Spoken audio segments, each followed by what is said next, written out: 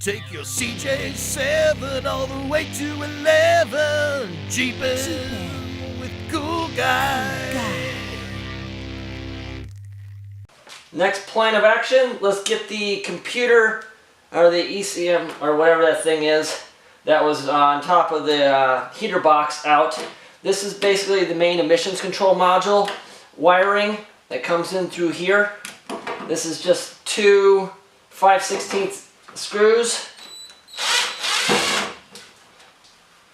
that are in this sealed gasket. Put those in place, make sure we mark for those later, and then you're just going to pull the wiring harness right through here. So that, at least I think that's how it's going to work.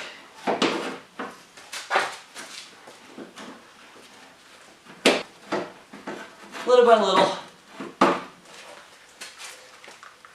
Okay, that's the beginning of your wire harness. So for the most part, a lot of people may have left this in. There's a whole bunch of different ways of bypassing this thing.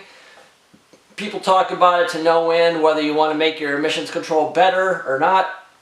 I've heard various different scenarios on it, that if you take out the computer, take out all the vacuum lines, you get better gas mileage, better horsepower, and it actually runs cleaner, which makes sense because in the 80s, most of their emissions control at that point were almost pointless because they were inhibiting the engine too much. So this may not actually go back into the car, but I will keep it for future reference.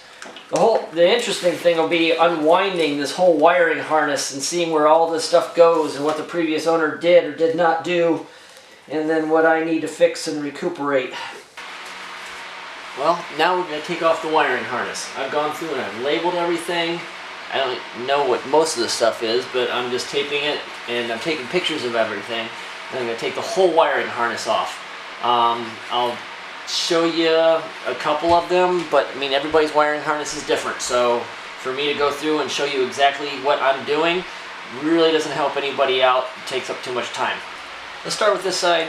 It's a little bit more complicated than the other one, just because it's got a lot more plugs and so on.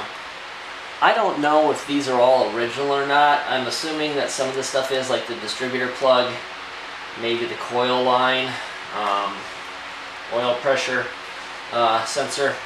So we'll just kind of go along and see how it goes. As far as the coil, this is really simple. You just slide this back. That's all it is. It's just a coupling that slides right over the top. You got the terminal connections right there. You can disconnect that later if you want. As far as the oil pressure sensor goes, this is a simple little plastic piece that pulls in from there. You just unlatch both of the pieces. This one's got a little two-prong element that goes through. This has got this plastic sleeve that goes around the outside like that. And then this just comes off. There you go. And then you got your oil pressure switch or sensor.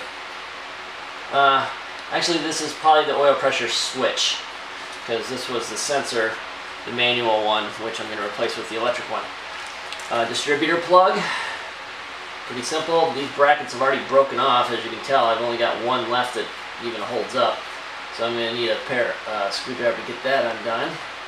Just need a tiny little screwdriver to get right underneath there. Pop that sucker up. Be careful, because otherwise you'll break it off just like I did on the other ones. And then just pull this out.